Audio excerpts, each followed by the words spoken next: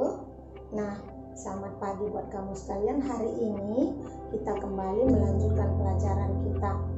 Di pagi hari ini kita akan membahas tentang materi pola interaksi. Pola interaksi maksudnya di situ adalah hubungan antara makhluk satu dengan yang lain yang biasanya itu terjadi dalam satu lingkungan. Nah, pola interaksi ini adalah ada macam-macamnya. Yang pertama kita bahas tentang istilah netralisme. Netralisme itu adalah hubungan satu individu dengan individu lain atau satu organisme dengan organisme lain yang tidak saling mempengaruhi walaupun mereka tinggal di dalam satu lingkungan atau suatu tempat. Nah, ini contohnya seperti kambing dengan kodok misalnya. Mereka bisa tinggal di dalam satu lingkungan rumput. Nah, kambing itu memakan rumput itu dan juga biasanya itu siang hari, sedangkan kodok itu mungkin jenis makanan lain dimakan malam hari gitu. Jadi mereka tidak ada saling mengganggu atau saling berhubungan satu dengan lain. Nah, yang berikutnya pola interaksi yang kedua macam-macamnya adalah dikenal dengan istilah kompetisi. Apa itu kompetisi? Kompetisi itu adalah terjadinya persaingan dalam perebutan makanan misalnya dalam suatu tempat dari satu makhluk dengan makhluk lain. Nah, contoh kompetisi ini misalnya antara kambing dengan rusa, sama-sama memakan rumput, jadi mereka akan bersaing. Itu disebut dengan istilah kompetisi. Dengan jenis makanan yang sama, tapi ada makhluknya yang berbeda, kemudian makanan itu mungkin terbatas sehingga mereka terjadi persaingan, perebutan dalam makanan tersebut. Oke. Kemudian pola interaksi yang ketiga disebut dengan predasi. Nah, predasi itu adalah hubungan antara predator atau pemangsa dengan mangsanya. Nah, contoh ini adalah misalnya antara singa dengan zebra, antara harimau dengan rusa. Itu terjadi hubungan yang mana biasanya itu yang pemangsa pasti berusaha untuk meraih makanan dan yang dimangsa adalah menjadi menderita atau mati. Oke, hubungan yang keempat adalah dikenal dalam pola interaksi itu adalah simbiosis. Simbiosis itu adalah hidup bersama dua makhluk yang lain jenis, tapi dalam hubungannya itu akan kita bagi nanti dia menjadi tiga. Satu, simbiosis mutualisme, itu hubungan dua makhluk. Di dalam hubungannya itu dua-dua diuntungkan. Kalau mutualisme, contohnya di situ adalah burung jalak dengan kerbau. Burung jalak hidup di punggung kerbau, mendapat kutu sebagai makanannya. Jadi sangat beruntung. Sedangkan kerbaunya juga mendapat keuntungan karena kutunya habis dimakan oleh kerbau. Nah, simbiosis yang kedua disebut dengan simbiosis komensalisme, yang artinya hubungan dua makhluk yang lain jenis, di mana dalam hubungannya satu untung dan satu tidak dirugikan. Itu contohnya adalah hubungan antara ikan remora atau ikan-ikan kecil dengan ikan paus. Nah, siapa yang untung di sana? Yaitu ikan remora. Dengan hidup di sekitar ikan paus, maka dia bisa mendapat makanan, sekaligus juga dia mendapat perlindungan dari musuhnya ikan-ikan lain. Karena ikan lain itu akan takut melihat ikan paus sehingga ikan remora atau ikan kecil terlindung.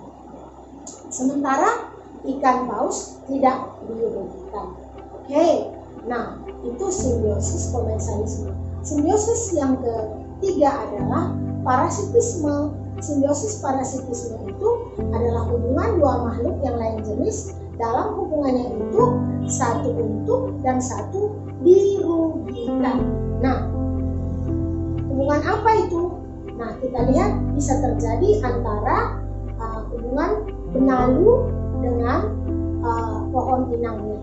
Yang untung adalah benalu dengan hidup menumpang di dalam pohon sekaligus meraih atau menghisap zat makanan dari pohon inang tersebut. Jadi yang rugi adalah pohon inang atau misalnya pohon jeruk yang ditumpangi. Kenapa demikian? Karena zat makanan yang diraih dari akar atau sudah disiapkan untuk tubuhnya lebih dahulu harus dihisap lagi oleh benalu.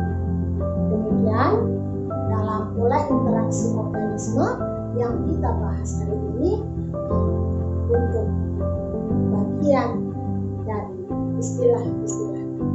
Baik, anaknya Miss, sekarang kita lanjutkan materi ini, masih ada sedikit lagi. Oke, dengarkan baik-baik.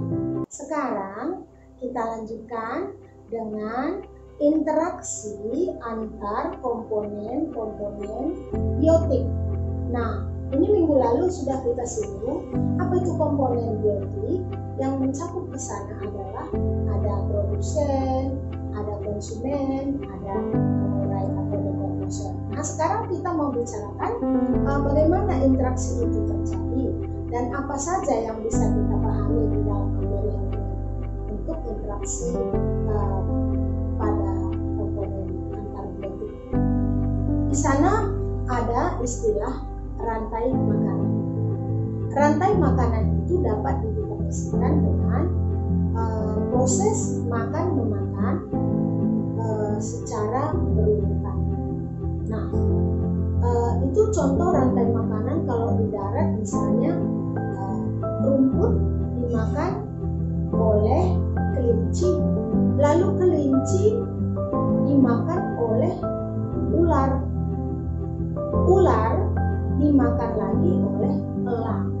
Nah, jadi di sana rumput itu sebagai produsennya, kelinci itu disebut konsumen primer atau konsumen pertama, sedangkan ular itu disebut konsumen kedua atau sekunder, dan elang itu disebut konsumen yang ketiga atau sebagai kalau di dalam kehidupan sehari-hari ini sering terjadi peristiwa rantai makanan. Baik, yang berikut dalam interaksi makhluk hidup di lingkungan biotiknya adalah ada jaring-jaring makanan. Jaring-jaring makanan itu adalah gabungan dari beberapa rantai makanan yang saling berhubungan. Mungkin nanti gabungan 3 rantai makanan, 4 rantai makanan. Untuk lebih jelas, nah perhatikan gambar ini. Baik, berikutnya adalah jaring-jaring kehidupan. Jaring-jaring kehidupan itu adalah gabungan dari jaring-jaring makanan dengan jaring-jaring makanan yang lain yang membawa atau membentuk lingkungan yang lebih luas lagi. Terakhir ada piramida makanan. Piramida itu biasanya bentuknya seperti segitiga. Nah, kalau disebut piramida makanan itu adalah merupakan gambaran piramida yang di dalamnya menyatakan bagaimanakah hubungan antara produsen, konsumen satu, konsumen dua dengan predatornya. Nah, artinya apa? Nanti produsen diletakkan di posisi pada piramida paling dasar. Artinya berarti produsen itu harus lebih banyak dari konsumen. Lalu di atas produsen itu atau di atas dua itu diletakkan lagi misalnya konsumen satu. Nah, dia juga nanti posisinya atau jumlahnya lebih banyak dari konsumen dua, dan konsumen dua harus lebih banyak lagi dengan konsumen ketiga atau predator. Demikian secara berurutan. Berarti dalam kehidupan ini selalu terjadi keseimbangan antara makhluk satu dengan yang lain. Tidak boleh berdiri sendiri, tapi selalu saling bergantung. Oke anak Miss, sudah jelas? Nah, untuk tugas kamu adalah ringkaslah materi ini yang sudah Ibu berikan, sudah dijelaskan lewat video ini. Kemudian setelah kamu ringkas atau mencatat yang penting, lalu kamu saya harapkan mengerjakan soal-soal yang sudah tertera di bawah. Oke, selamat belajar dan sampai ketemu minggu yang akan datang. Tolong setelah diringkas dan dikerjakan soalnya, fotokan kirim ke WA.